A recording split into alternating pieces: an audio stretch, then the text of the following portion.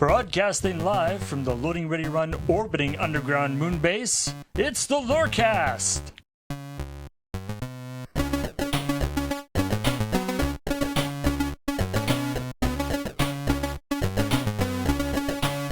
Ba-dum-bum-ba-dum-bum. This is how this works, right? It wasn't supposed to be. It's Kathleen's legacy, is that she started doing it, and then now that's just the thing that happens. Wait, is she dead now? That's what she's left I'm to us. really upset with that. We do it in memoriam for Kathleen. Even when she comes in to do the LRRcast. Yeah. In premorium. Premorium. Is that a thing? It should be. Do this in memory of me, and also while I'm still here. Yes, in memory of me while I'm here. No. Kathleen is not dead, but she's not here.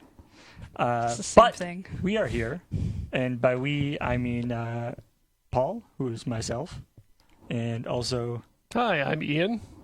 Heather. Hi, I'm Beej. All right.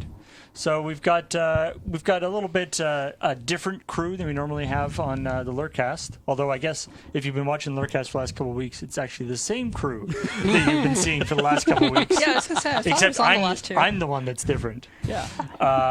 But anyway, this week we decided we would do some AskLRR because we haven't done that in a little while. And we did a thing for TapTap a week or two ago, some Q&A stuff, and we figured do some Q&A for AskLRR, for the LRRcast. So we sent some questions, or sent a request for questions out on Twitter, and people got back with some questions, some of which were dumb, and we're not going to be reading. Hooray! Oh. But Thanks for never letting us down. But some of them were good. And so those precious few questions, we will let's go through So this. strictly, what you're saying, Paul, is that if we don't ask your question, it's because it was probably dumb. No, that's not true at all. Yeah, it's either That's mean. The chances are either your question was really dumb and we decided not to answer it, or we didn't have time. Yeah. You can choose which you believe for your particular question. But you probably know if your question was dumb. Don't listen to the negative voice inside your head. It was probably we just ran out of time. Yeah. Don't listen to the negative voice inside your head. Listen to the negative voice in your podcast. Admittedly, we did laugh at the So questions. what you're saying is stretch for time, then, just so no one feels bad. I just don't like making people feel bad. All right. So, and also I will attempt to read various Twitter handles here, that's why I have my phone here, because I'm reading it off the thing. But I apologize if I get your Twitter name wrong, because, pronouncing things that people type are sometimes difficult. Anyway, at Nostalgia Power asks, what are some of your favorite classic/popular anime like Fairy Tail or DBZ? Now, you guys did a What You're Watching Now anime podcast just recently, which is online. You guys can check that out. But that's sort of the current hotness in terms of anime. What would you say is like the comfort food of anime? Well, for you. When you in the pre-show, when you asked this question, you said classic, popular, classic/popular. Now those are two very different things. Fairy Tail is by no means a classic at this point, but it is definitely popular. And it means I can go deep into that back catalog. I'd say one of my favorite classic animes that is certainly not popular would be Legend of Galactic Heroes. Oh yeah. Which is a long series. Basically, think World War I in space. Yeah. Right down to the Germans and the everybody else. I mean, my knowledge of history is not 100%, but I'm pretty sure World War I was in space, so that seems accurate. Yeah, I think we have very little evidence to the contrary, but it's true. I mean, the nice thing about Legend of Galactic Heroes is that it's also, because it's two sides going up against each other, and neither side is completely good and neither side is completely bad.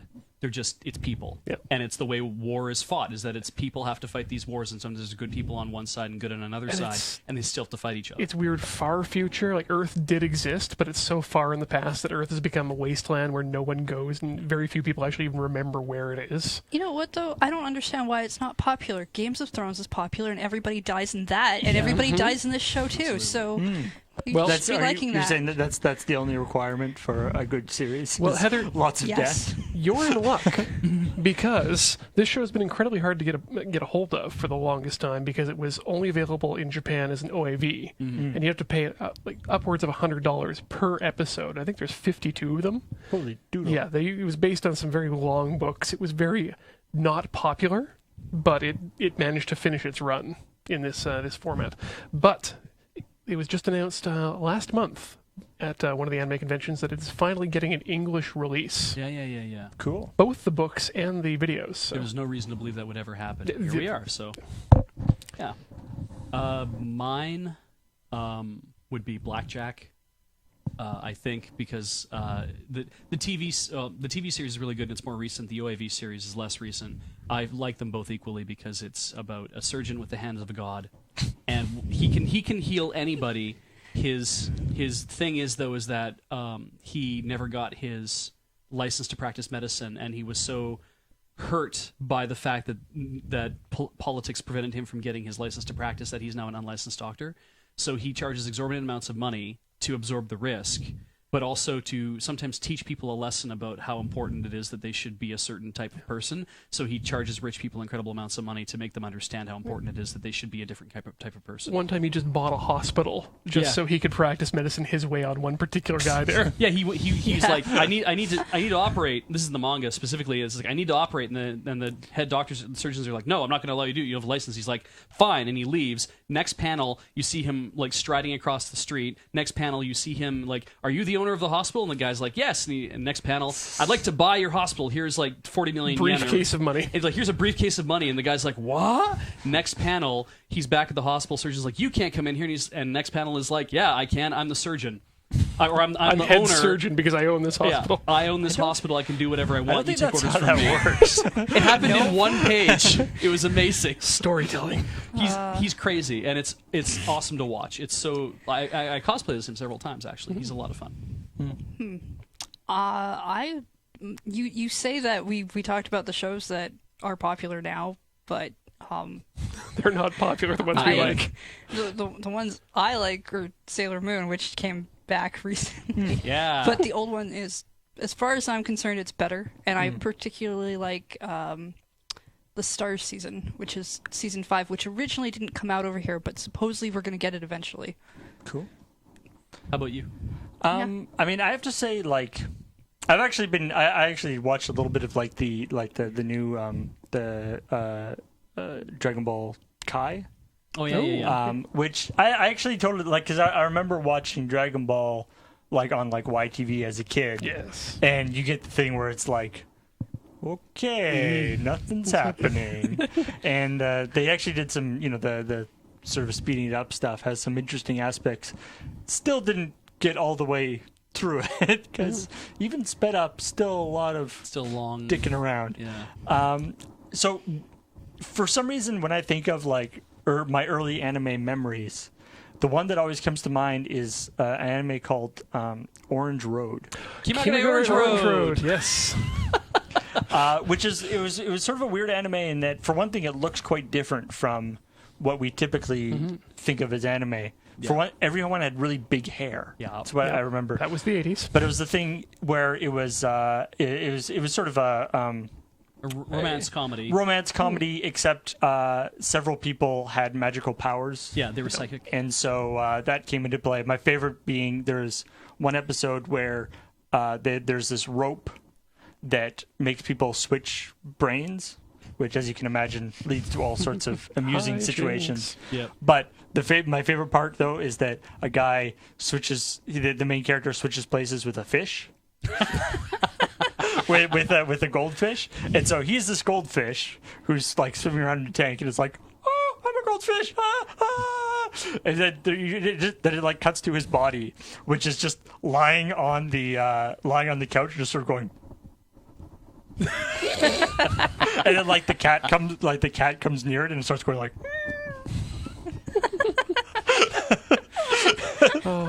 Like it just sort of flops. His body is just kind of flopping around, being confused. The cat is Jingoro, I think I remember his name being. So anyway, I have no idea whether it's actually any good because I watched it when I was like 12 it's or something. good. It's good, and it is a classic. Yeah. But anyway, so there we go. We had a whole podcast talking about anime too. So if you're interested in anime, you should check that out as well.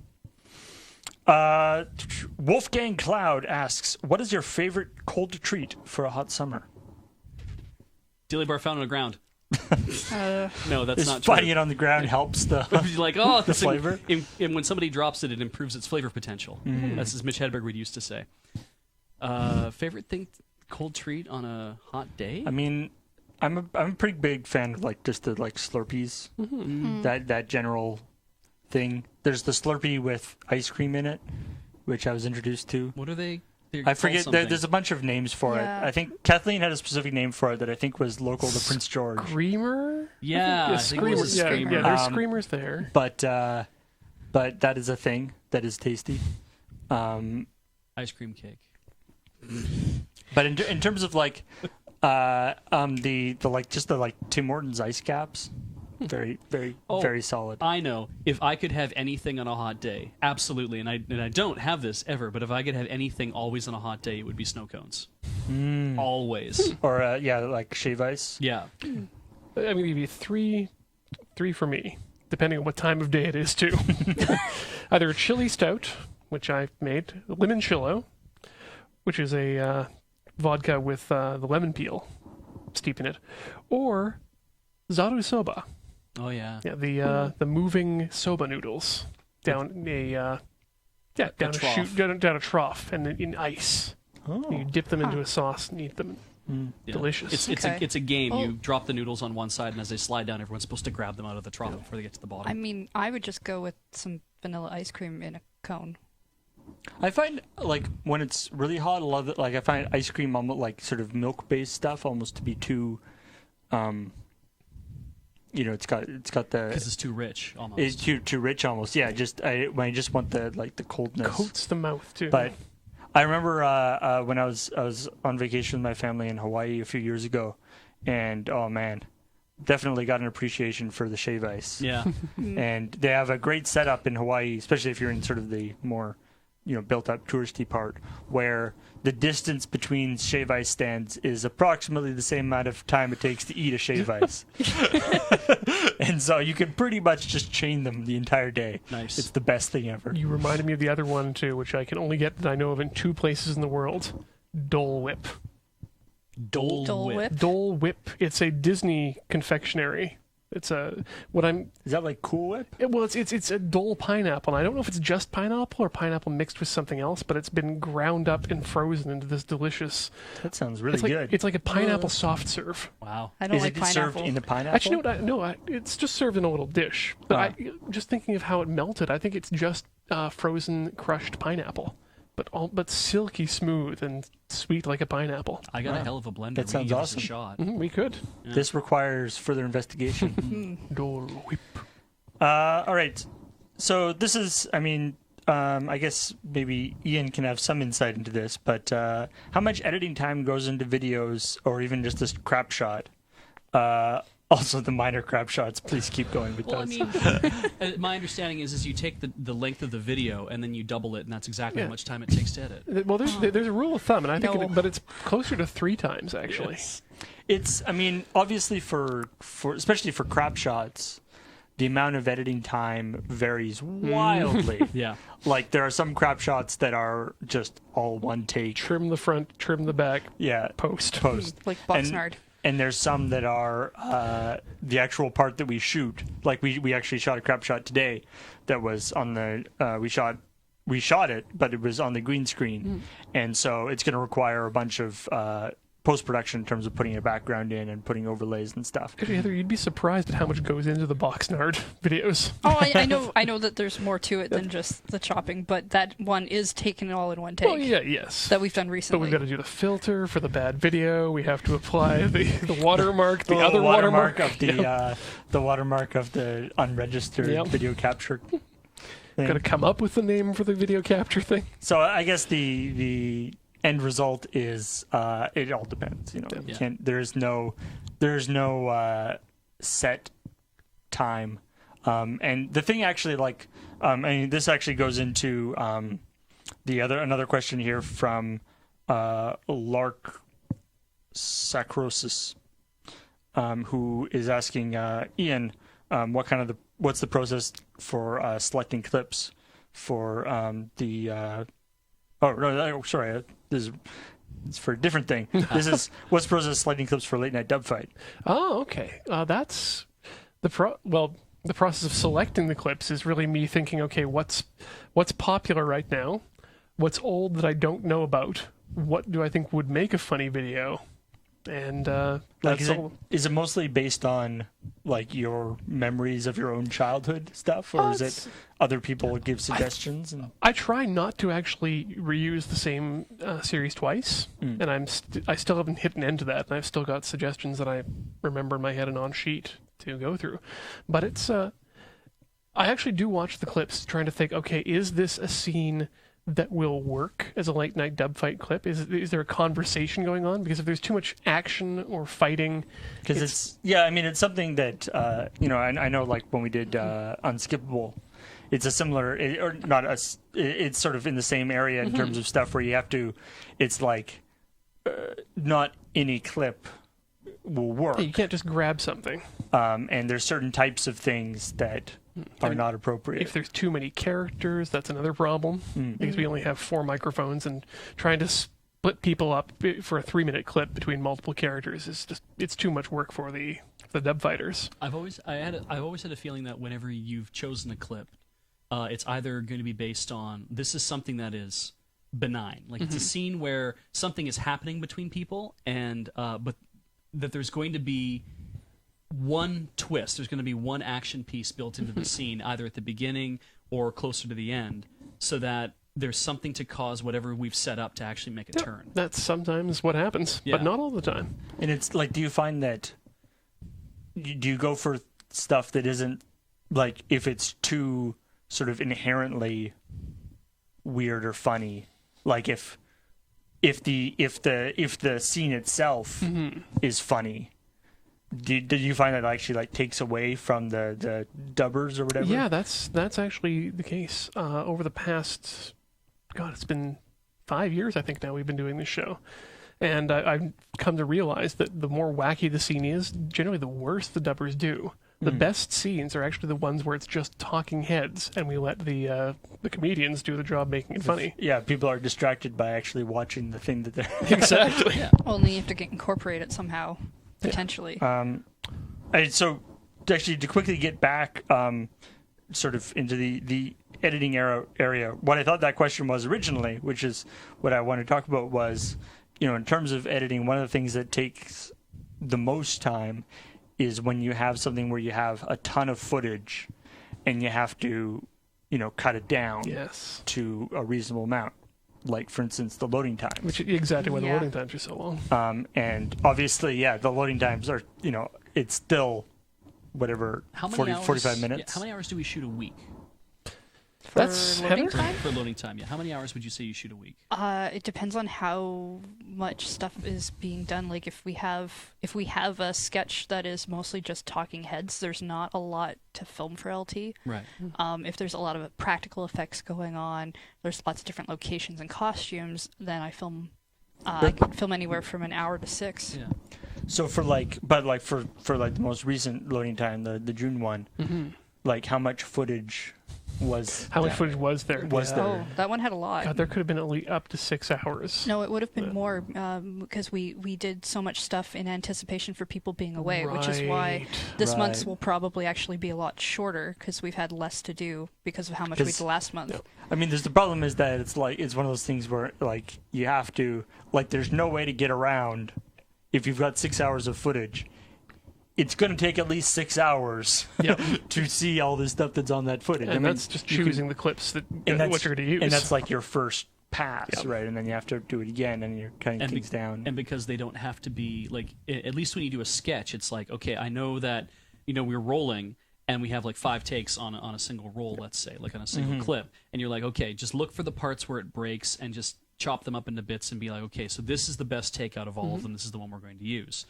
Whereas with loading time, it's more like, this is all incidental. Am I going to use the audio from this? Am I not going to use the audio from this? Yeah. Is this a cutaway to something else just to illustrate what's going on? And are you going to just use the footage that's from loading time, or are you going to grab some footage from an older video because they're talking about an older video plus the video that's actually been shot? Well, and then the fun thing is that sometimes you actually find a through line of what's been happening. And well, yeah, sometimes you have to actually see the whole thing in order to actually know what you want to show. Yeah, right. To show a narrative path throughout what we actually do. The May loading time had a scene from the streaming office, from the streaming cameras, which means someone had to go find that footage.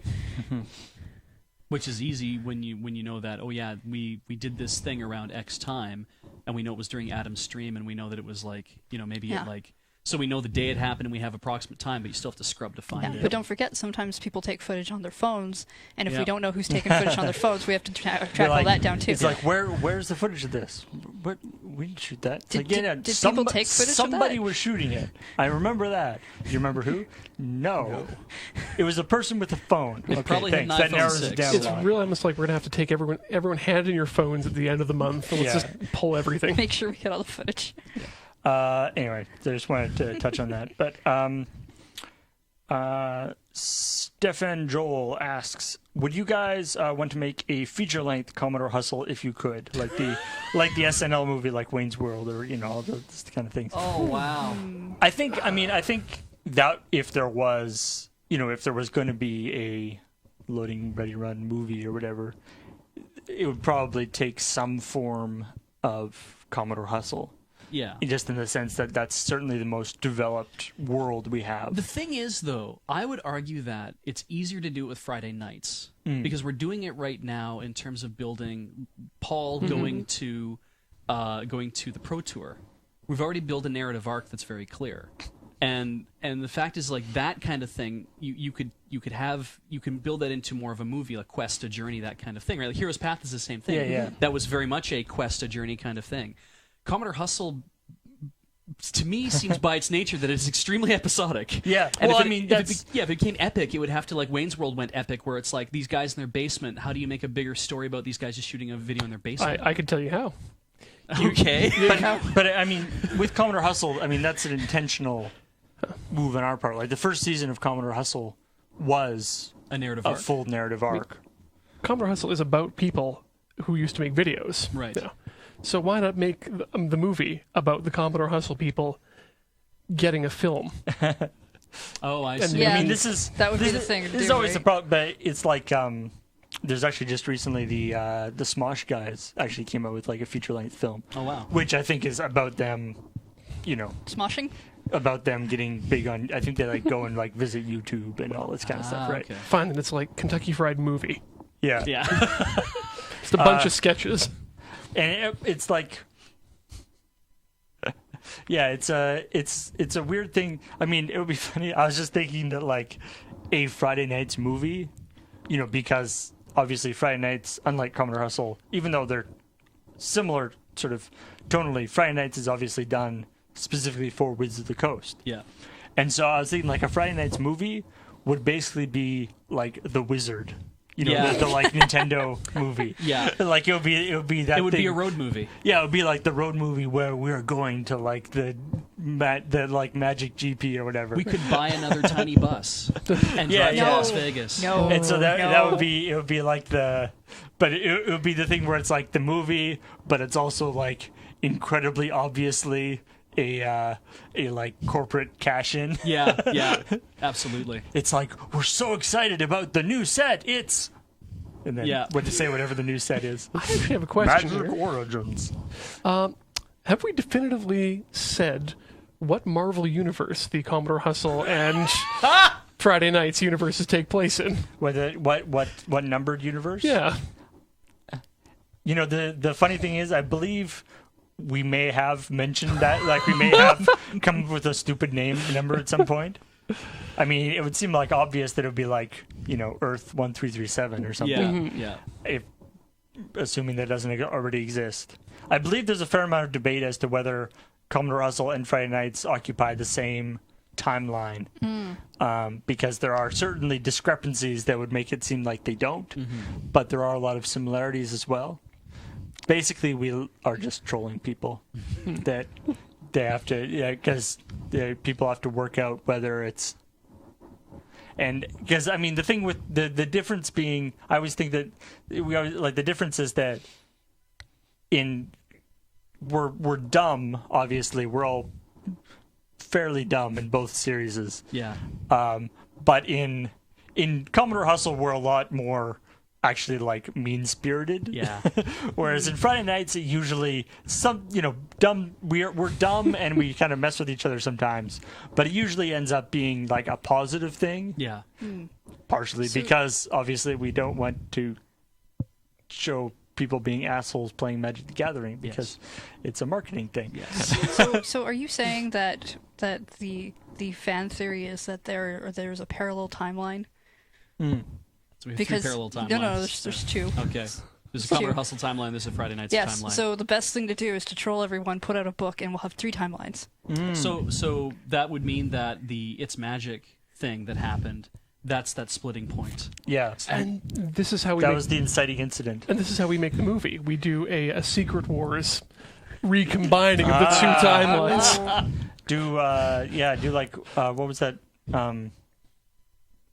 What was that TV show that was all about the 2 parallel worlds messing with each other? Oh, Sesame Street. Battlestar Galactica? I know the real one you're thinking of. Earth Final Conflict. Fringe? Yeah, Fringe. Fringe. Which Oh. I'm thinking of. Yeah, Fringe. Basically, it would be like that. There would be like alternate versions of us, and then there'd be like the version that has mustaches and goatees and so forth. Anyway, Friday Night's Beach died 3 years ago.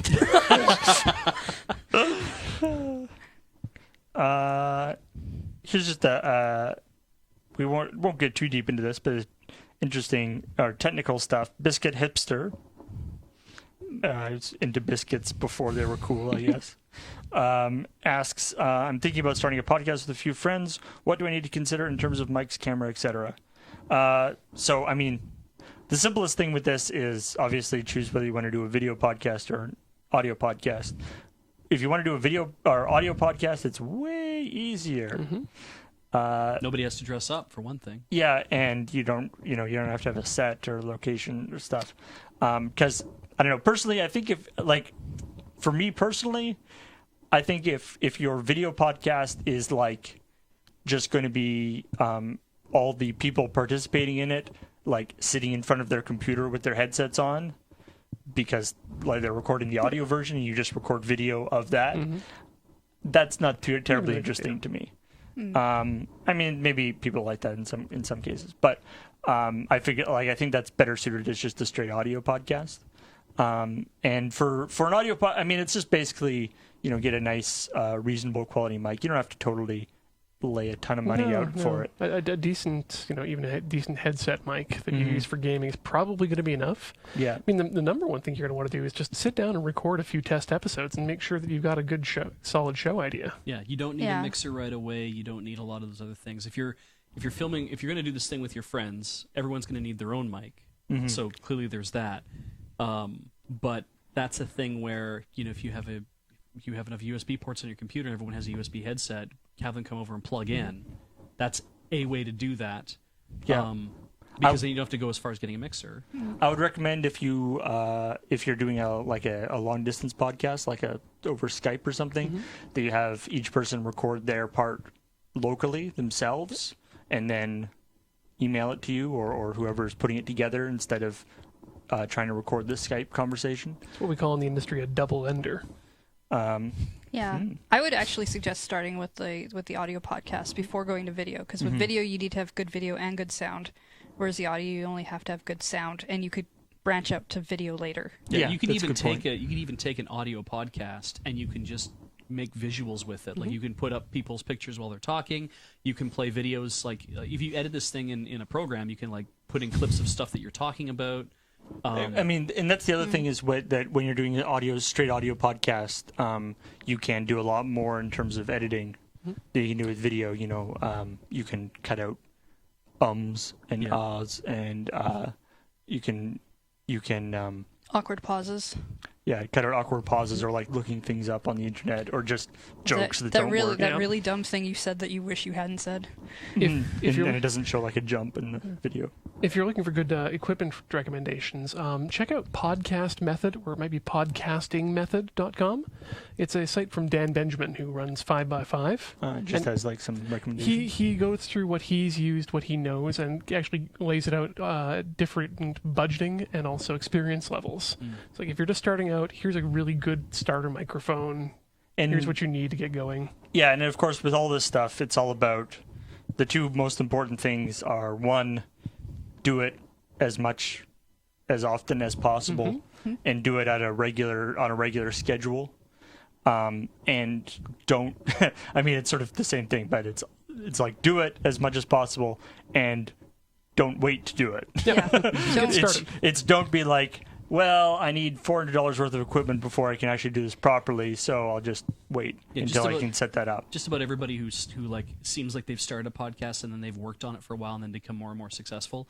It sounds like they all started with, I went and I got a good mic, like not a great mic, but I went and I got a good mic, and then I used that mic for a while, and then realized that there's a better solution, so I'll go buy that next better mic because you stuck with it for a while, and then that good mic becomes your second mic for somebody else to use, or it becomes a mic that goes in a drawer as your backup, or you end up selling it to somebody else or giving it away to somebody else as a thing because you want to get them started. Like your sound quality is important, but it's not the most important thing. It's going to be the content of your show, and you're going to probably have to let yourself fail. You're going to probably have to put something out there, as scary as that is, and let people critique it and not give up. Or even worse, you'll put something out there and no one will give a shit. And that's why I say, if you're doing this with your friends, just get together, record a few episodes, and make sure that you have what you consider to be like some good episodes. And then you don't promise that you're going to release it, because if they turn out bad, then you haven't made any promises. Don't tell people you're putting out a thing until you're ready to actually put out a thing. And also, and don't necessarily be locked into one format or one concept. Even like if it's like the idea, it's like, if you have just some friends or some colleagues or whatever that are smart and are funny and stuff that you want to do something with, don't necessarily be locked into, it's like, oh, we're going to do a whatever movie review podcast. If that doesn't really seem to be working out, then those same people you could do some other kind of podcast, something that is, if you find you're talking more about games, or if you're talking more about even the food you have been eating, maybe that's more interesting to you guys. You can tweak things. I mean, Ian, you started Late Night Dub Fight. Would you say your first shot at Late Night Dub Fight is anything like it is now? No, certainly not. It's evolved over time. And it's, actually one thing I found, doing the Fight the Future podcast with my brother, is that sometimes the one thing that you can kind of, one way to kind of gauge, I guess, gauge your engagement with the podcast, or with the, your excitement about the podcast or whatever, is when you do the thing where you go okay, that was a great episode, good job everybody, and then you stop recording, and then you keep talking about whatever the topic was, and you're like, damn it, why did we stop recording? And so if you find that's happening, then you're probably on the right track in terms of something that is going to be interesting to at least to, and that's always the case, right? It's like you can find something that is interesting to people who are interested in the same things that you're interested in. Also, don't try to make a podcast that you think other people will like. Yeah. And don't let your podcast panelists eat or do their dishes on the podcast, because for some reason that pisses everybody off when you do that. Don't let your podcast people be Beach, is basically what you're saying. Hey, Beach, maybe you should eat before the podcast. I was hungry now, and I have to eat now. I'll hit the mute switch. It'll be fine. What? Sure. All right. Darth Ragus asks, other than Krog and the Miners, what characters, new or old, would you like to see more of on Crap Shots? No, those are the only two. No, I have one. I would love to see more of in anything. The Gatekeeper. Could we bring the gatekeeper back I into can something? imagine. I can imagine the gatekeeper could be in some crap shots. Yeah. I like him. He's my favorite. I mean, I don't want to be friends with him or anything, but I really like no, him. yeah, he's your favorite because he's the worst. Yes. I would like to see more of Dave. I don't think we use Dave- enough Oh, of him. hell Dave yeah. Spokesman? Dave Yes. Spokesman, yeah. And that being like, because I mean, Dave Spokesman started as part of Rapid Fire, which was essentially crap shots just all put together, and you know, we did a whole episode with him doing the like stuff about town, but I think the general consensus was he probably does work better in smaller Small doses. Yeah. So yeah, the continuing saga of Dave and possibly Bij's character. Although I think didn't he like I mean he's tried to kill Dave a few times already, I think, Yeah. And to try and get him to stop promoting his things. Dave has or tried stop promoting random stuff with his name attached to it. Dave has made multiple threats and has escalated against his spokesman multiple times and wanting him to stop. So that we did a couple of those on Desert Bus, which I think are fantastic. Even the fact that character is called Dave's spokesman Yeah. is probably infuriating for Dave. Yes. He's so upbeat and happy. I like him. What else you got for us? Do you have any other people that you want to see on crap shots, like other characters? Like, I mean, I like it when we bring back a character hasn't been around for a while. Like if the fortune teller, if she came back and did a crap shot, good, that would be lovely. Having Bob Ross show up, Yeah, that was nice. when that comes up every so often is good as well. Kane and Crawthorne could do them, or like Alex's operator, I like, but Yeah. I'm worried we're running out of gun jokes. I know that there's at least 2 Yes. currently in the list of crap shots yes. of in the gun / telephone saga. There's everybody I think has done a couple of characters that feel recurring in nature, or at least a character that, like, I would love to see us go way into the vaults and just pull somebody out that nobody remembers from a long time ago and be like, we have more to do with this, another extra bit of this story all of a sudden. Right. So we'll see. There are characters waiting. We haven't run out of ideas yet. No, it's true. Oh, geez, that's not true. Today we rattled off like 7 or 8. Some that we can't film, but that's fine. Yeah. No, there's always Yeah, that's the those. problem with crap shots brainstorming is usually at least half, if not more, is completely unfilmable stuff. Not without a bigger budget. So this is actually before the podcast, before this podcast has actually come out. So this is somewhat answered in that podcast, but this is for how does it feel to be part of LRRR now, Bij, Heather, and Ian? What do you like / dislike about it? It feels normal now, which is good. I like that. Which is weird into itself, but yeah. It feels pretty normal. It doesn't I like smell any hanging out. different. Yeah. I like showing up and doing things. It's fun. I dislike some of our organization, but I'm fixing that with some of you. So it's okay. We'll get there. It's true. Like, one of the harder things, like, I think one of the greatest things we've fixed in the last few years has been communication. Like, Slack has been so good for that. Yeah, I mean, and that's one of those things that's it's as more people are brought in, and it's like LoadingReadyRun started when not only were we all close friends, but some of us lived together. Bill and Morgan and Graham actually physically lived together, and Matt and Graham lived together at one point and stuff. So that's the communication is quite easy in that regard. I like that we don't all have to live together in order to do this. Yeah, me too. Yeah. Though I have thought many a time it would be great to just buy an apartment building amongst all of us and just live in our own apartments. Well, living in our own apartments in an yes. apartment building, Yeah. Yes. I could see. And renovate the downstairs so it's a studio. And can we Okay, have a yeah. fire pole down to the studio? Yeah, essentially. Ooh, I'm on board with this now. Yeah.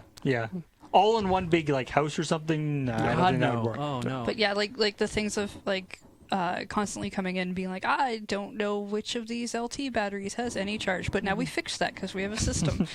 Things like that, organizational things that run a little smoother now. All joking aside on that, I'm actually really excited to be a part of this team and to be able to apply my talents and also increase capacity. Because the more people we have that we can do things and can do things, the more we can do, and the easier it is to do it. I mean, it's there's an interesting aspect of the sort of, you think of it sort of in computer terms, the like, parallel versus sequential operation, and some stuff can't be, can only be done sequentially. Certain things have to happen after certain things, but we're starting to get better at the parallelization of some of our workflow, such that rather than something has to be the loading times or the crop shots or whatever will have to be filmed and then the footage has to be looked at and then edited and then finally and then uploaded. Some of that stuff can be happening simultaneously so that it can be much more efficient. For example, first of all, I was really excited to be able to edit feed dump, but on the other hand, it's also really great that we were able to have feed dumps come out when Graham and Kathleen were able to take a vacation. That's the sort of thing that wouldn't have been able to happen 3-5 years ago. Yeah. Because you have so few people that are stepping up to do that kind of thing. So, and I think the one of the things that I really like about it is that it's so nice to inherit a fan base. That sounds a little mercenary, but and not ruin a fan base. And that's what gets me is that when I showed up, when I first got here, the idea of I'm going to hold a boom and I'm just going to do that for a month or two, and okay, Beej, you hold this boom. Actually, we need you to be in this scene. First day here kind of deal, and I'm like, how are people going to react to Matt having moved away, and then Jer having taken a break, and now Jer having moved away, and then having new people step in? Because my sense of it is those people are people who've been around since the beginning, and then to have somebody else show up as a new face, and it's like that kind of Cousin Oliver horse shit where it's like, these people leave and they go off, so we've introduced a cute new character to fill a role for whatever reason. And you think you're cute, do you? Well, there's I mean, you can't, but we did a lot of demographics studies, and you tested better with our audiences. I kind of filled that role, that line between Matt and Jer, that we can just bring Beej. That's hard to do. What would happen if we mashed Matt and Jer together? Yeah, Beej. Oh, what a weird homunculus. But it is liking this idea. It was super nice to be able to show up and start working and start doing some stuff and bring whatever I've got to the table, and then feel also like the fans are looking at me and being like, oh, he's not screwing this up. Good for him. He's pretty good. I like him. He's pretty funny. And it's like, well, I mean, the people writing this stuff are pretty funny. I'm just delivering it. But then having that, kind of reinforced over time and having people saying, oh, you're really funny. Or I like watching you. You're a lot of fun. I like it when you did this character, like that kind of thing. And it's like, sure, I might not have created that stuff, but if I brought it to life and you're enjoying it and you like me as a result, it's kind of like, hey, I'm doing a good thing and I'm helping to, keep something be more successful. So. But how do you feel about being part of LRR right now? Right now. Right this moment. Pretty full. I ate a lot of food earlier. So all right. That's okay. So being part of LRR is sort of like having a big lunch. Yeah. Yeah. In a lot of ways. Yeah. Loading ready lunch. I always think loading ready. I like loading ready run is one of those things where it's like you kind of get into this groove. You kind of doing it, and we've got kind of we have obviously it's pretty loose, but we do have a schedule for what happens in different days and all this stuff. And for me personally, it's always like, every couple months or so we'll be like doing something, filming a crap shot or doing something, and I'll just sort of like have this flash of like, this is a really weird thing we do. But it's cool. Yeah. I like that. Or actually related to that. Bidufist Jesus asks, how do you explain what you do at LRR to coworkers, family, etc., if you do? I've explained it as, in addition to my full-time job, I have a part-time job.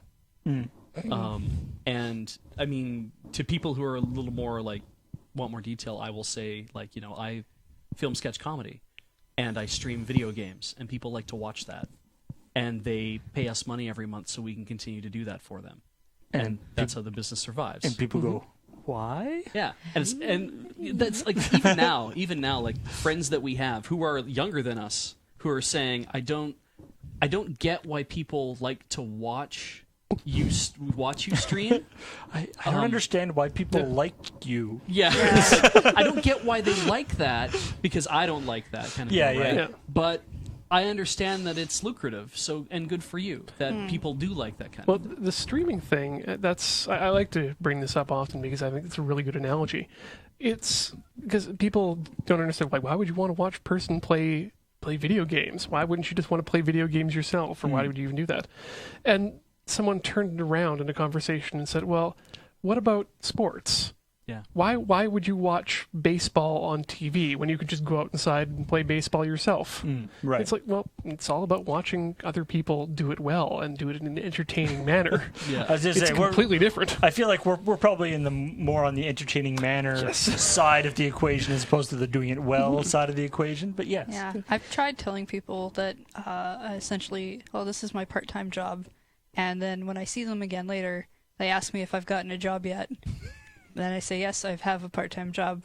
And then they say, yes, but have you actually gotten a job yet? Have a real job. Yeah. And then we go into a loop, and then I walk away. I've decided to own it now. I used to say that, I'm just unemployed and I'm just doing some stuff for these guys. I don't say I'm unemployed. I have a part-time job. But let's be clear, I'm not full-time with Loading Ready Run, but I get to say I'm a film editor. Yeah. I'm Filmmaker, yeah. It took me. It was actually quite a. It was quite a. Not a hard, or a big decision for me when I started when I crossed the border and people asked me, "What's your job?" When I went from saying that I was a web developer, Right. to I was a filmmaker. Ah. And I was at that point, Loading Ready Run had been going for like 7 years, but I always considered my job to be web developer. Right. And Loading Ready Run was the other thing that I did. And then, of course, once Loading Ready Run became my job, it was sort of like, well, I do web development for Loading Ready Run, so I can kind of still say that. Because the problem is, filmmaker tends to raise a few more eyebrows Yeah. at the border than web developer does. But yes. Border crossing people will still hear I'm an independent contractor forever. It's I know my mom is always, because she has the problem where like, I do this and my brother is he has a PhD and he works in research into it's like cognitive psychology and various ways how the brain works and how you translate information from your eye to your mind. I can't even really explain it properly. That sounds And awesome. so it's really interesting work. But so like when she's with her friends are like, oh yeah, my son's a lawyer or my son's a doctor or whatever. And then in order to explain what either of her sons does, it requires like a 15-minute conversation. It's like, why couldn't you have just been a garbage man? I'm sorry. I'm an internet garbage man. Yeah, I suppose that's one way of looking at it. I make films for the internet. Wait, no. And it's the moment you add the internet part in that they get confused, because you can say I make films, and then they're like, oh, okay, so they show up on like TV or something. No, they're right? short films. Oh, so they go to film festivals. Well, I mean, that's not untrue. No. Yeah. Or I've told people, well, I play video games, but before I can get to the streaming part, they think I mean that I play test games, which that they seem to understand. because God help you if you say to anybody, well, I'm an internet comedian. Oh, do something funny. Yeah. That's always the case. That's not an internet comedian thing. That's just a comedian thing. I Yeah. refuse to call myself a comedian. I don't think people think I'm that funny, because you never laugh at anything I say. I do. No, you don't. Hilarious. Yeah. Yeah. It's a weird area we live. It's that whole thing of the having a job that not only did I never think that I would have, but I never thought existed. Nobody thought existed. Like 10 years ago. the when you're in high school and doing the like career day or whatever, nobody has There were no video game bloggers streamer, at my time. blogging. That's not one of those. Not one of the careers that they prepare you for. Diorama maker, yes. Yes, exactly. Yeah. Diorama maker. I was told that was going to be my only job. So cool. Yeah, you haven't I made would us have one loved that. diorama. I haven't made a single diorama yet. No, I'm very good disappointed. with my hands. But That's supposed to be what you're really good at. I know, right? All right. I hate dioramas. They're so cool. They're used in stage development, things that are awesome. All I right. would've Tekaran Gollum asks, what fictional character embodies the kind of idealized person that you are not, but you would maybe like to try to be? So I was reading this X-rated manga last night. No. Okay. Fictionalized character? Fictional Data. character. Data? Data. Hey? Yeah, I was actually thinking about some things like this the other day. And yeah, just someone who is curious but competent. Feels no emotions. Yeah, feels no emotion. And has super strength. Yeah. And a pet cat. Oh, yeah. But someone who's those are who's definitely not things you are. still strives to better themselves and become more human.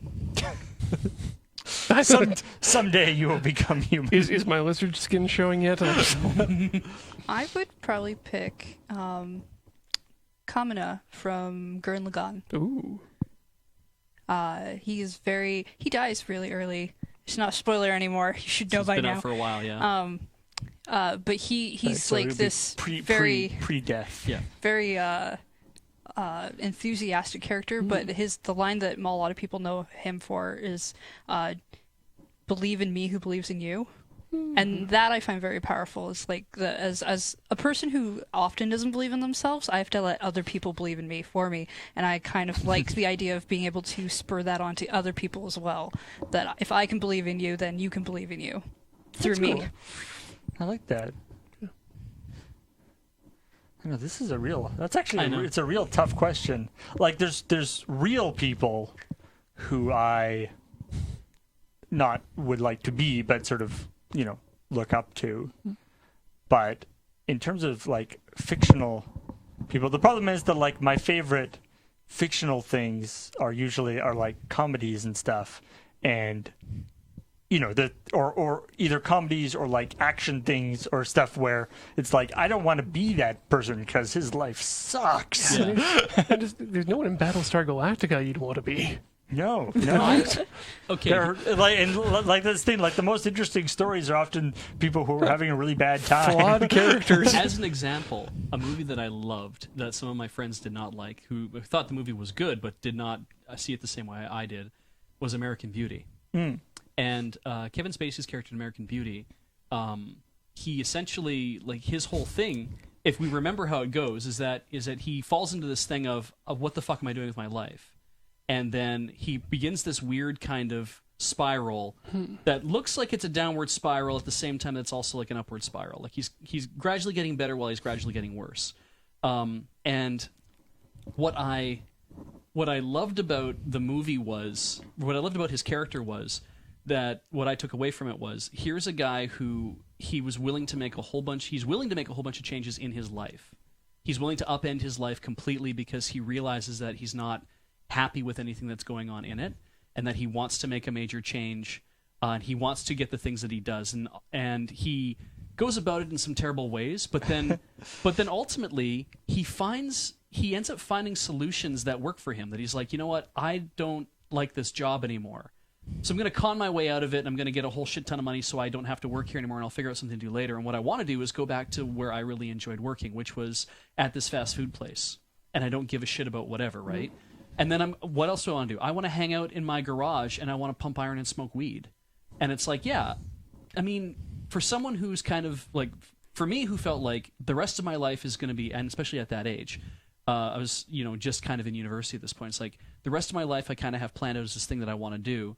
For this guy to basically be like, I'm going to change this thing about myself. And I'm gonna grab the life that I wanted. I'm just gonna do that, and it's to the detriment of a lot of other people around him. But he did kind of say, "This is the thing I want to do," and I was kind of like, I I can't be angry about that. I can't find him to be like a bad person.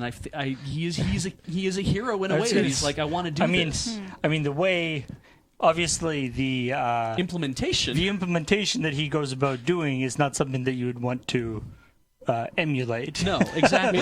What I got from that movie is, as a person I would want to emulate and hold up, Kevin Spacey is a person I would want to be in that he did not have an actual affair with a minor. Yeah. That's the goal. At the end of that movie, right? It's just like, this is this thing that I wanted. This woman, this girl who's like 16 years old. Of course I want that because I want to recapture all these things about my youth that are fading.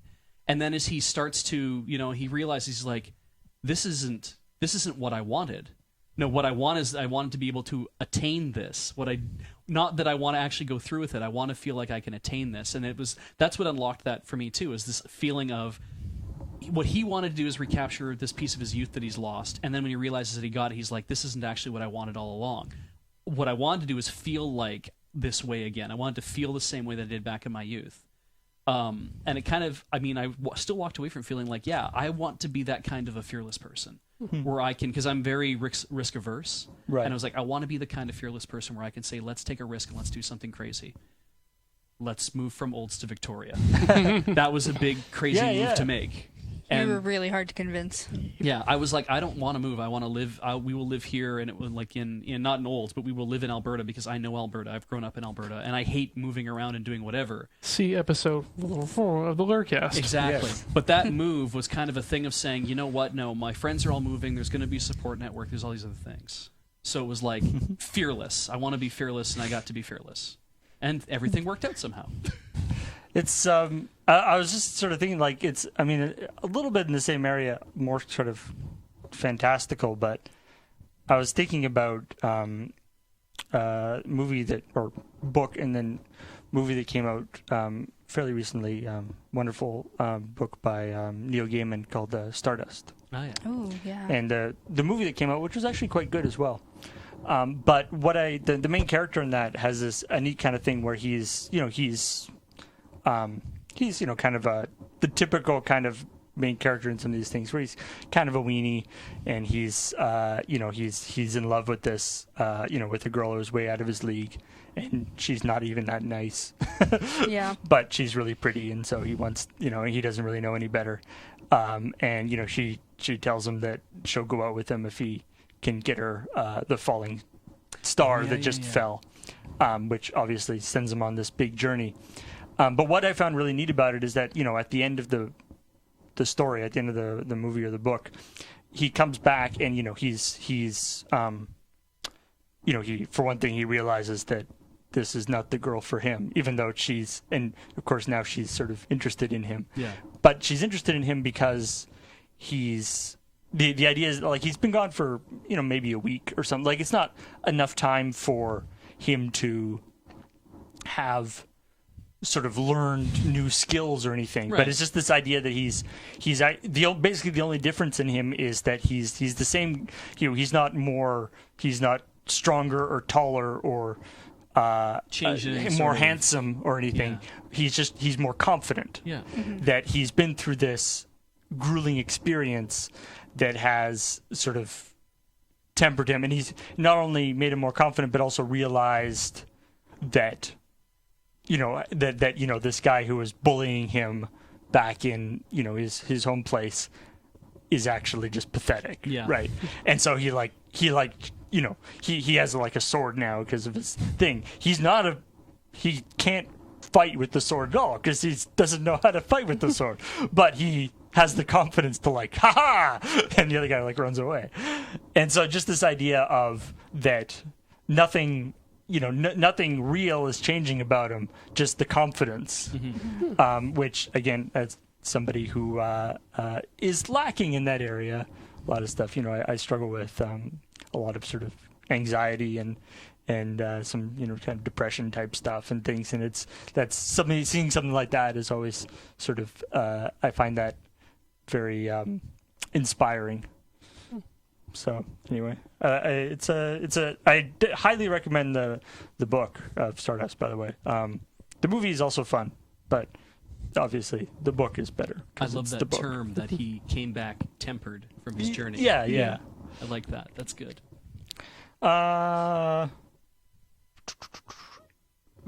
Greg Will Hunting asks, what job you think you'd have if you were not making videos? Retail. I would have a retail job. That's the end of that. Drifter. Hyperlight drifter. Oh, All honesty, probably still working in desktop design and communications. I still have a job. I have a 9 to 5.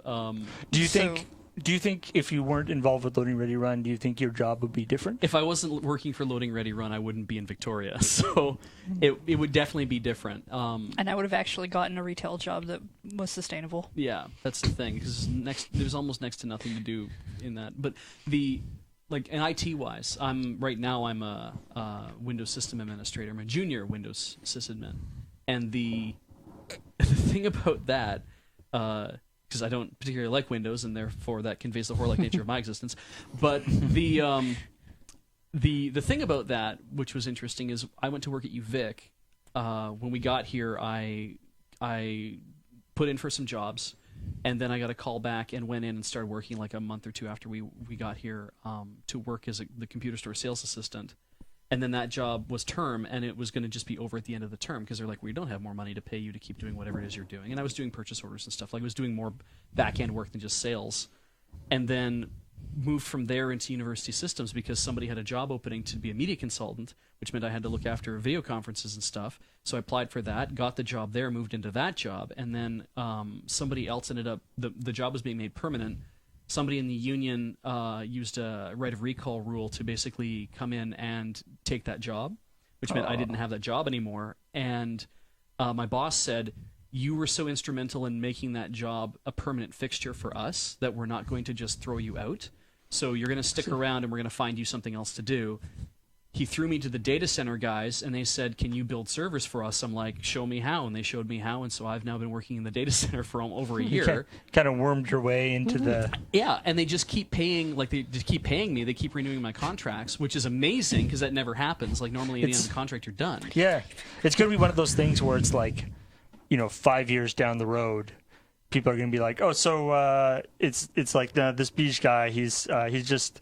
we can't afford to keep him around anymore. We gotta fire him. It's like, okay, fine. And then like a week later, they're like, so what happened to all this stuff? Oh, that was Beej's job. Well, what happened to this stuff? That was Beej's job Beej too. Did that too. It's like, did he do everything? Either that or you're going to work your way up the temporary positions until you're like temporary provost. Yeah, I'll be like interim CIO at one point, and I'll be like, how the shit did this happen?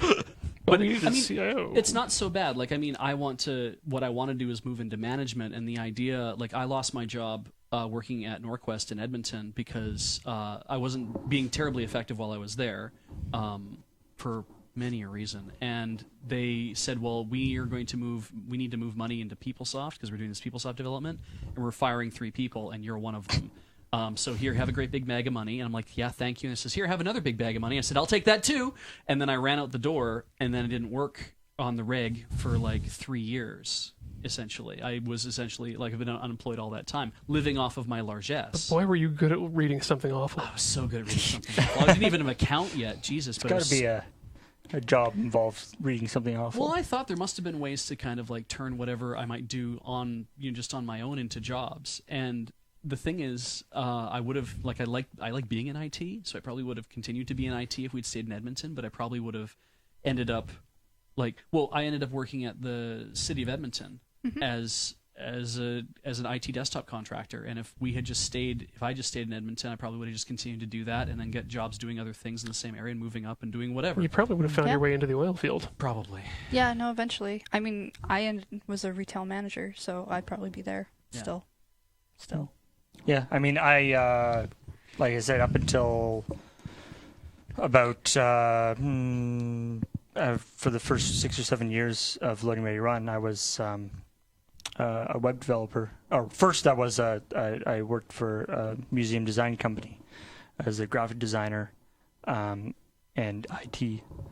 And then after a while, and then they downsized or I got fired from that or laid off, and then immediately hired back as a contractor because they laid off their only IT person for twice the price that I was getting when I was on salary. Oh, wow. But anyway, but then I started doing independent. I was self-employed as a web developer.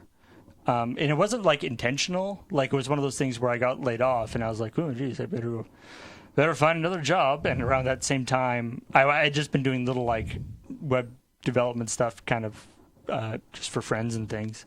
And around that time, a couple people like asked me to do relatively large web design jobs. And I was like, oh, okay, well, I'll do those and that'll get me some money to keep me going for a little while longer. And then I just kind of kept like, I could maybe just keep doing this. and so that's what I was doing. And that worked out really well with Loading Ready Run because then I could scale it up and down, depending on what jobs we had going with Loading Ready Run until eventually I got to the point where I wasn't taking on any new work. And so I would imagine that there was a time when I was an independent contractor for, I was working for myself, but I did actually apply to a couple of different web design companies, including UVic actually. I applied to I was going to do the webpage for the newspaper. Oh, cool. For the Martlet. And I didn't get the job because it also involved. Apparently, I did the best that they had at the web design part, but the job also involved like volunteer coordination stuff, and I didn't really have any experience with that. Jesus Christ. And so it's like that's maybe the fact that having your web designer is also your volunteer coordinator isn't the best idea, but it's hard to get a job at UVic, is my understanding. It is. Yeah. So anyway, but like who knows if one of those jobs that I applied for had gone ahead, that it's one of those weird, fork in the road things, right? Yep. That could have totally changed the course of Loading Ready Run history because then I would have had a full-time job and I would have been able to spend as much time on things. So I would assume that if Loading Ready Run wasn't around, I'd be doing more of that. Yeah. Possibly independently or possibly working with somebody. It is funny that you fall into a full-time job and it's like, well, this is my safety net. And if that's what you want, because that's what I want my safety nets all set up. I want benefits. I want a regular income, like that kind of thing. It makes me very, very. It's hard to convince me to do anything like independent contracting as a result. Though I did think about it because Ian had talked about there are no certified Apple whomevers on the island, essentially. Like really? Wow. Like apparently the places that are here, very few. There aren't that many that are like certified in certain higher levels of like using Apple stuff. Oh. They're only like Apple authorized resellers, and there's a couple authorized repair outlets, and that's it. But there's like Apple contractors of a certain breed that there are none. And Ian was like, well, when I come to the island, I might just take the courses and do that. And I said, well, if you end up with a lot of work, let me know. I'll take the courses too, and I'll work with you on that. You take that risk, and if it's working out for you, let me know. Yeah, and even then, right, I don't want to take the risk myself, but I was like, if you need more people to fill in, I will come help out with that. It is the case where, with Loading Ready Run, our benefits package is mostly Silly Hat based. Yeah. Which is unique, but not so good, with... Our Blue Cross is a literal Blue Cross, and they don't take that at the hospital. Yeah, it's really. a hat with a thing. Yeah. I like this question. If the sky were any color besides blue, what color would you like it to be and why? Ooh, I would like it to be gray like it is now because then it's actually suitable walking weather. It gets too warm for me to go on my walkies, and Hodor needs her walkies. Ian, if it red shifts, what happens? We have problems. Yeah, right? So Red maybe sky is scary. We don't want it to be red. Red sky at morning, sailor's warning. Red sky at night, why is the sky still red? Red sky the whole day.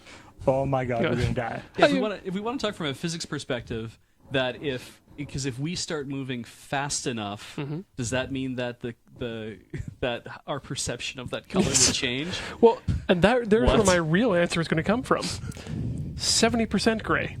Okay. Because then we never need to white balance ever again. Oh, yeah. Ooh, I'm on board with that. Okay. Yeah. a nice consistent. I like that. I would love it to be. I would love a clear night sky with lots of stars all the time. That's the color I would want it to be. So, if but I had to choose it's like a different one. sunny, but somehow still night sky. bright. Yeah, there's bright, enough dark. light that I can see it all from all the so stars in just the sky. remove the atmosphere. Yeah, essentially. We might all die, but It'll be super pretty though. it wouldn't be. It'd be very nice, like even if it was light out, that you could still see space.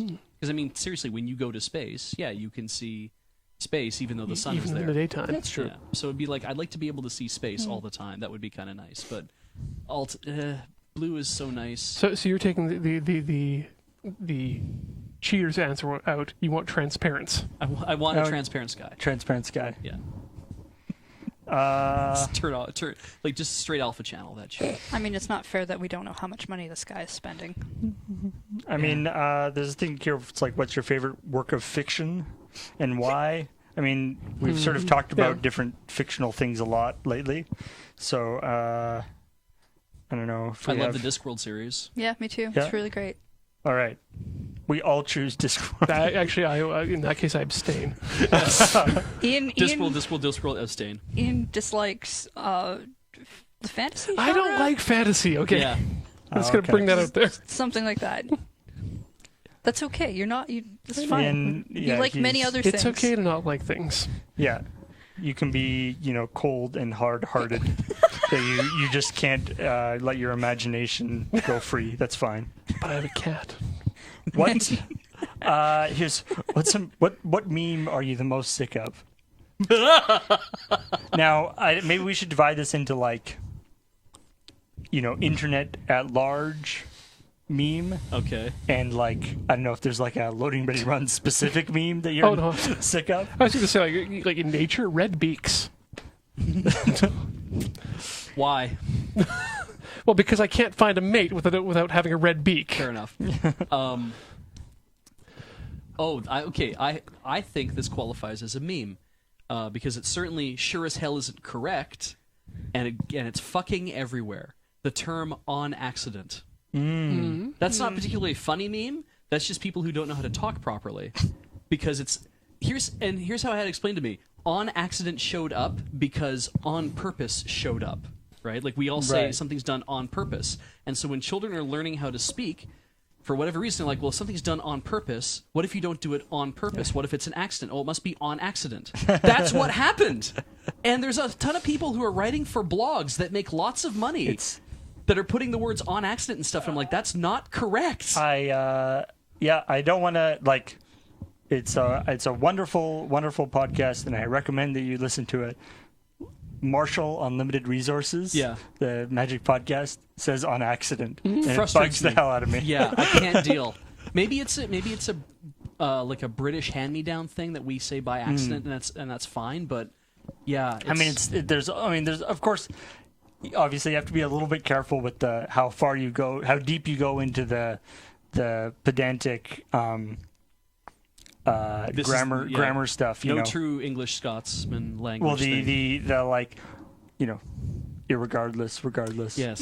It's the thing that actually bugs me is when I don't know if this is a meme. This is just people grinding your gears, I guess. But it's the I get the whole language as a evolving what's-its and all that kind of stuff.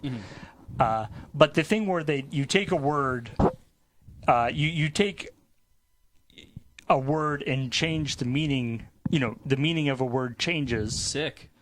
But that Literally. literally and figuratively, right? Yes. That has those two words have a distinct meaning. Now, Literally means both. now literally and figuratively are basically interchangeable. Yes. And that's semi-official.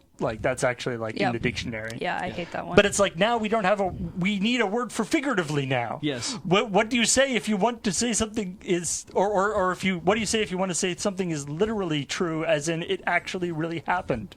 Yeah.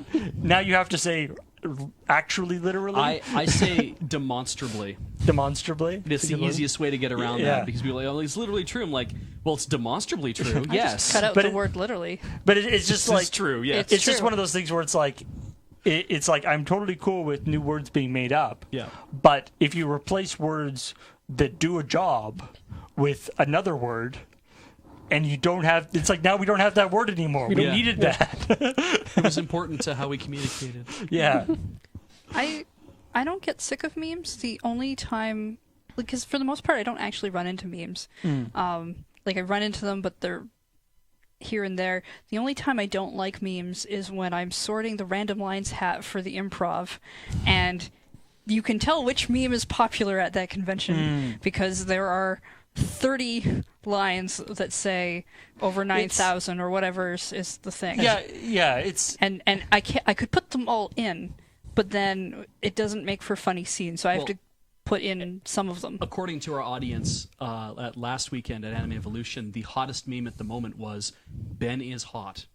Oh yeah, no, I put all of those in Ben because is somebody one of our- didn't give me enough time to actually sort the lines. Yeah. it's somebody like it's the memes that are just the thing, like just like a word or a phrase Yeah. with no additional stuff to it are I mean I wouldn't say that I'm like sick of them, but I just find them very uninteresting. Like, the cake is a lie. The cake is a over lie, 9,000. over 9,000, all this yeah, stuff. I forgot about memes that are like, you know, the picture with like a caption and stuff. That at least, you know, you can see There's some creativity. there's like in there. 100 different variations of Yeah. this particular picture of a cat, but there's different phrases and stuff. But the thing where it's like by saying the word, you know, by saying the phrase "the cake is a lie," You just lost the game. it's like now I have. It's like you say the cake is a lie. Especially, I mean, I guess especially as like a comedian Yeah. and somebody who, you know, spends a lot of work making jokes and stuff. The idea that it's like the cake is a lie, and that's the joke, and everyone, it's like Yeah. that's what you're. Yeah. The idea of being rewarded for just doing that, it's like worse than the, you know, Aaron Seltzer, Brian Yeah. or Jason Freeberg thing of the, like, you know, scary movie thing where it's just the repetition. Have you, do you know the numbers joke? Yeah, Beach tells it differently every time. I know some number jokes. The specific numbers joke is the one where a guy goes to prison and then somebody yells a number yell at the out. number, yeah. And then when he yells out just a random number and nobody laughs and they said, oh, it's all in how you tell it, right? And it's kind of like the same thing. It's like the cake is a lie was funny when Portal came out because the context. Yeah, because the context of Portal, or it's over 9,000 was funny when the video was made of it, it wasn't funny when Nappa yells it, but it's funny when the video is made that uses it as a thing. And it's like, yeah, and I don't even know what video that was where it was a thing. It's the Family Guyization of comedy that Yeah. let's all remember that remembering a shared experience is now a joke. Yeah. And Yeah, that's- or remembering that Yeah, at one point it was funny. But Yeah. I love when somebody recontextualizes something like that into something else. Yes. And then you're like, oh, Yeah. okay, yeah, now I laugh again. But then eventually you get to a point where it's like, anytime I see, if you say the cake is a lie over 9,000 times, eventually you've lost the game. Like, I can't fucking deal with Yeah, that. like- Minions. memes when they're obtrusive are annoying. I've been at conventions where every 5 minutes somebody yells out into the room of the game, which is just really boring and annoying. I've seen it on signs where people write in that weird way where it's like, oh, seriously, or really, Oh, or why what. so serious? Yeah, but they write in that style where they write the words so that you have to say them out loud to understand what their sign just says Oh. because Right, they're right, away. yeah. And I don't like that because that means I have to say these words out loud, and I suddenly I'm breaching a comfort level that I don't want to be saying out loud because I can't read what you wrote. All right, so griping about memes. Yeah. That's what they wanted. Yep, that's what they wanted. Kinogami asks, if you could change the fate of a character from the original Star Wars films, who would you choose and what would you change? Aerith lives. Okay. Explain who Eric Liz is. No, seriously. That would happen. I would let Aerith live. Oh, Aerith. Yeah. Okay. As far as I'm concerned, He's just trolling. it's Yeah, just he all is. a big whatever. Okay. Sorry, there are enough characters in Star Wars that you had me for a second that I didn't know one. Yeah, All exactly. right, cool. George Lucas doesn't get to make Star Wars. George Lucas isn't a character in Star Wars. I don't quite like a Star Wars. I don't hate Star Wars. I've had a troubled childhood involving Star Wars, and I don't want Star Wars anymore. She had a friend who came over every day and they watched it. All for an three of entire them. Summer. All three I of see. them. For 60 days. Star You'd be Wars. surprised about how much you stopped liking a thing all of a sudden. Star Wars related trauma. Do you have an answer, Paul? Changing the fate of a character. I don't know. There's a few people who kind of I feel like had kind of a bad run. You know, I mean, obviously, like there's the obvious one is like Boba Fett. Obviously, he kind of went out in kind of a unbadass way, Admiral Ozzel. which is a shame. I'm sorry, who? Admiral Ozzel.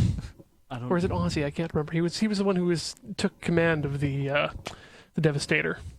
Oh. Yes. Fleet, I believe. And that thing and something Yeah, crashed into it. And The correct answer is Nyen Yub. Yep. Yes, I would like Nyen Yub to have actually taken command of the Falcon during the run on the second Death Star. He should have got the credit, not Lando. He was doing all the work. But instead, we just remember him from yeah. Oh, that is a sad fate. It's I always feel bad for the people who are around, like the little characters that are there just to show how mean or how bad the big bit, like in Jabba's palace. Yeah. There's like it start the first time you see Jabba, it starts with him like sitting on a thing, and there's like I think there's like a dancer It's who's a like dancer. who's like dancing for him, and he's like, don't like you, Yeah. fall into the Rancor pit, and then there's the little dude beside him, Delicious Crumb. who he like whacks, or like random people that he just like kills for no reason, so just to show how scary he is. I always feel bad for those. Like I'd like to have like Walrus those. face in the first movie. Who gets his arm cut off by Obi-Wan. Yeah, I mean, right. he was Yeah. picking a fight. I don't feel that bad. Yeah, but for him. Obi-Wan didn't have to cut off his arm. Actually, no. The real tragedy is the poor Rancor keeper. Yeah, that's true. He was heartbroken. He had his heartbreak. He was so sad. He loved that Rancor. Was it the he- Wampa? Sure, it attacked people and ate them, but he Whatever just did hap- it from a place of love. Whatever happened to Lobot? Who's Lobot? Lobot's Oh, Lando yeah, the Calrissian. thing Why on the is back it of his everyone who pals around with Lando Calrissian ends up bad? He had the robot headpiece that commands the Cloud City. Oh yeah. I guess he's still there. He didn't die. Nobody shot him or anything. No, but now he works for Darth Vader. It's weird. Like change the fate of a character. Oh, okay. Actually, I have a good one. Change the fate of the character. In the second movie, Anakin's just straight up kills Senator Palpatine. Just straight up does it. Doesn't go for this whole thing of like, oh, but I don't know what to do. It's like, no, fuck you, and he just ices him right there. And the movie's just kind of like Mace Windu was like, he's like, Anakin, oh, all right then. He's like, great, let's move on, and they move on with the rest of their lives. But he still becomes Darth Vader somehow. He still has to become Darth Vader somehow. It would be interesting, but I mean, that's always the thing that annoys me is the whole not annoys me, but I mean, he's talking specifically about the original trilogy, but yeah. But the thing with the final fight between Obi-Wan and Anakin, in the Lava place. the lava place, and Obi-Wan goes like, ha ha ha, chop you all up. Now you're dead, basically. Yeah, I'm not going to kill you. Yeah, but then because at that point, so it's like at that point, he is actually like it's not mercy, right? He's being vindictive. Yes. And that's what causes, if he had been, if he had an ounce of mercy and was actually a good person, Yeah. he would have killed him right there, Like- and then there would be no Darth Vader. That speech should have been, I knew your father once. I chopped off all his limbs. Like, that's what should have happened. It's Left him on the lava planet. I chopped off all his limbs, left him on a lava Here, planet I stole his lightsaber. I wanted you to have it. to die horribly. he screamed. Very different tone to those movies all of a sudden. Yeah. Yeah. But he was in love with your mother, and so we couldn't have any part of that. So I chopped off his arms and his legs. But in reality, like that completely goes against the whole message of Jedi, the Return of the Jedi, Yeah. in which Luke wins through pacifism.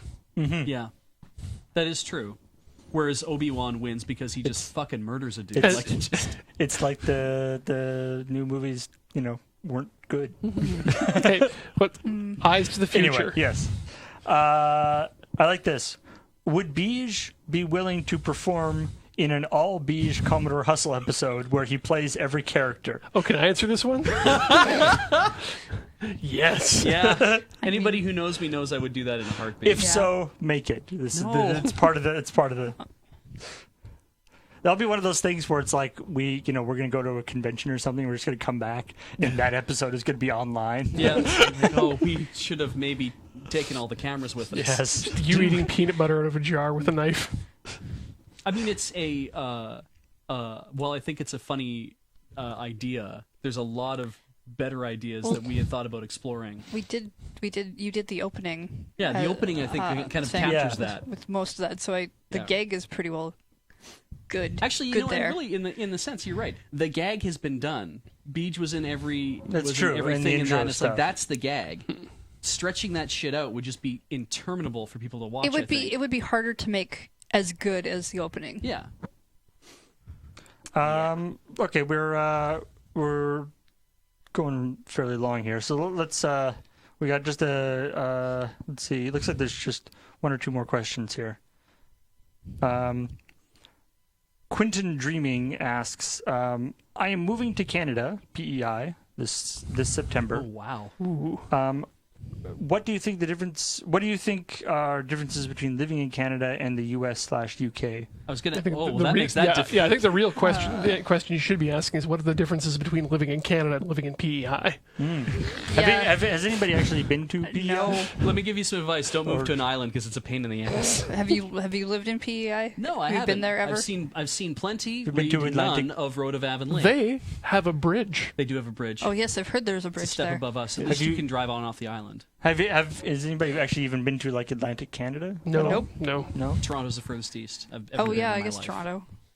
That's not Atlantic Canada. Okay, actually, here's some answers. Cell phone providers are terrible here, unlike the UK. If you think it's bad in the UK, it's worse here. Yeah, Oh, I assume they have hospitals on that island, so healthcare. it's going to be amazing. Well, that's the thing. He said the U.S. UK, Yeah. and that's hard because even just saying what's the difference between living in the U.S. and UK. For those of us who've never lived in those places, we probably have Yeah. a fairly good idea of the difference. We don't have Tesco either. Yeah, so I mean, it's basically if you're in the UK and coming here, you're the biggest thing you're probably going to notice. I mean, PEI obviously it's a little different, but the biggest thing you're going to notice is Canada, as the arrogant worms once sang, is really big. Yeah, Like Canada is bigger than most of Europe. yeah. Yeah. As the second largest country in the world, So and most of it uninhabited, but it's just spread out. but it's one of those, like, I remember one of my I have some family, fairly distant family, but back in the UK, and had a cousin when my grandparents were living in Toronto.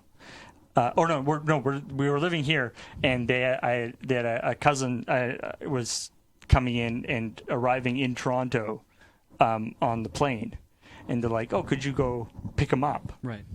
And we're here on the West Coast, Yeah. and they were like, "It's closer for you in the UK to come over and pick him up than it is for us to go pick him up." The distances here are different. And that's going to be a big one. Is that travel and is going to be expensive and difficult. Only some of your money is going to have the Queen on it. Crisps are called chips, chips are called fries, and fries are called poutine. There's also going to be a whole bunch of things we have no clue about because none of us have been to PEI, and that PEI will be vastly different probably than Victoria. No, this will be is. fun. PEI is extremely green, and there are girls with red hair who live there. Stop! Some stop, red dirt. Stop. Yeah. No one cares about soccer. Even fewer people care about cricket. Yep. Soccer is football if you're from the UK. Yes. But it's soccer if you're from the but States. it's soccer if you're from the States. More people We will don't care care about about soccer. either. Yeah. Yeah. More people will probably care about soccer here, except this year because you guys won the cup if you're from the States. And so some of you are pretending to care about soccer right now. Our public broadcasting company is generally shit and should be avoided Yeah. and Yes. is underfunded. Yeah. It is, it is called the CBC, and it might confuse you that it's like the BBC, but it is not. It's funny in the sense that it's like it's shit. Don't bother watching it. Also, it's underfunded, and they need to give them more money. Because it's like, yeah, actually, it's true. If the CBC got more money, then there wouldn't be a shit. Now, if you're talking about moving to Canada from the U.S., obviously, difference is you got your universal health care, Yeah. Our money we- is we colorful. have- which means that your taxes are probably going to go way up. We don't have a president. We have a prime minister. We Prime have Minister. we have a woman on a lot of our different forms of currency. Yeah. That's yeah. going to be really shocking. You're going to have to add U's to a lot of the things that you write. Get used to the diphthong. Just feel free to just add as many U's as you U's need. as you want to. That's you're comfortable If with. you see an O, there's probably an U that has to go after it. Yeah. Republicans are called conservatives. Yeah. The reason we Is the Liberal Party is actually the right wing party. It's confusing. yeah. Yeah. And the We don't say A after everything. No, A. we also don't say a boot because it is a bout, but you hear it as a boot because there's something wrong with the way you hear things. I don't know Dave. That's right. Yeah. Most of us Or don't know Sam. Dave. We also don't I know you, a Dave. you don't have nobody has a Canadian girlfriend. As far as it, yeah, exactly. As far as it being cold here, it is very different. Okay, so let's think about it this way. In Victoria, we live just below 49th parallel. Yeah. But the climate that we live in, because of how we're situated in the ocean, is very clement all year round, essentially. Like, it gets cold, like down to like +5 or +10 Celsius. Learn Celsius, by the way. Yes. Yeah. It doesn't suddenly get 50 degrees colder Yeah. when you cross the border. It's But- a different measuring system. Our climate means that it just gets really super rainy in November and December. Snow is not really a thing that happens here. Everywhere else. Yeah, if you move across Canada along the 49th parallel, like through Vancouver, not so bad. But as you move further up and the elevation gets higher, you're going to see snow and whatever. As you move towards Calgary, which is in Edmonton, there's going to be snow, and there's going to be a lot of snow. I'm sorry. You move towards Calgary, which is in Edmonton. Sorry, it's in Alberta. As you move towards Calgary, which is there's going to be more snow, lots of snow. And there's going to be snow into Medicine Hat, which is where I used to live. But I'll tell you one thing. There's a thing that comes off the mountain called a Chinook, and it melts all the snow in the winter, which is weird. It's a because, big monster that comes down and eats the snow. Because if you move into Saskatchewan through Swift Current, and then further up north is Regina and whatnot, snow just stays there. Despite this freaking wind that comes through, we only really get in Alberta and it just moves south. So you guys miss it. Snow. And then even as we get into Ontario, as you Speaking of Saskatchewan and Manitoba, Yeah. ignore them. We do. Yeah, everyone tends to. But as you get into Ontario, snow, and then you get down to like the triangle, right? Like Windsor and Hamilton and Toronto and that whole area. And I never can figure out what goes on with weather in that area because it's completely confusing. They're like, oh, we have snowstorms. Oh, sometimes we don't. But then we do. We have But then lots there's of snow. skating on the St. Lawrence. Yeah, but and- you get it. Yeah, you get to Speaking- Quebec, and it's beautiful winters all year round. And then you get towards, it's essentially, Sure. and then you get to like the Atlantic Canada, and it's like it's an ice mess. And I have no idea what PEI is going to be like for you because it doesn't make any sense. So speaking of like Toronto and those things, get used to people thinking that Toronto is Canada and all of Canada. Yes. Get used to thinking that people think that you can get beer anywhere and everywhere all the time because you can't. It's on, actually on less- that topic. Toronto is London or New York. Yep. And for fun, get used to the toonie so you can fool your friends. Yeah, our $2 bill actually matters because it's a coin. Beer is less plentiful, is bad. Cider is expensive and terrible. Yeah, beer is not in convenience stores. Yep. If you're from Scotland area, get used to not so many things being fried. If you're from America, get used to less things being made out of corn and fried. Yeah. And also, of course, as mentioned, a large portion of the country is French. Yeah. Especially if you're in PEI, they're going to be the Quebecois are going to be closer to you. Yeah, get used to 2 languages on all your stuff. Yeah. Yeah. Which is cool because you can learn how to say flocon de mai. Or fromage. Yeah. fromage, Décollage. pamplemousse. You're All gonna that good have stuff. you're gonna have a really good breakfast. You're gonna learn a lot of French. Yeah, I like that. It's always it's that weird. It's always because you're always like I have my cereal in the morning. I'm so tired. And I'm reading whatever's in front of my face, which happens to be my cereal box. Actually, yeah, on that note, if you They want should like, just put language lessons on the cereal They box. should. It'd if you really want good. life more of the UK, come to the exact opposite end of Canada. It's true. Yes. Also, if you do come to, especially Victoria, You can't afford it to live anywhere. There's no jobs. Everything's really expensive. and we like to pretend we're British. Yeah. So just like London. So anyway, the takeaway here is we can give you some stuff about Canada. We actually don't know anything about We're PEI not going to be very specifically. helpful. So We're Potatoes. terrible advice. yeah, terrible advice. But that's that. So this is this podcast brought to you by the Canadian Tourism Board, Supernatural British Columbia. That's our slogan. The best Come to place on PEI, earth. Supernatural British Columbia. Come to PEI. Yeah. It's Canada's Ireland without the Irish. I don't think that's their official slogan. No. Anyway, thank you very much for listening to this AskLRR podcast. And as always, this podcast and everything we do on Loading Ready Run is brought to you by our Patreon at patreon.com/loadingreadyrun. And thank you very much for anybody who has supported us there.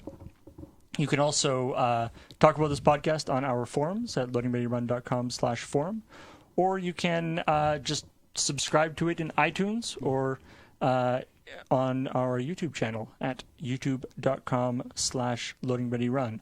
Presumably you are at one of those places already if you are listening to this. Don't forget to 5-star that shit because it probably means something. And if Or not, thumbs up. Yeah, I don't know. if Thumbs not, up. tell us who's pirating our podcasts. Yeah. Tell us Pasting that their we are faces over- great. Yeah, tell us that we're Because so good. actually, sometimes it's nice. It is actually.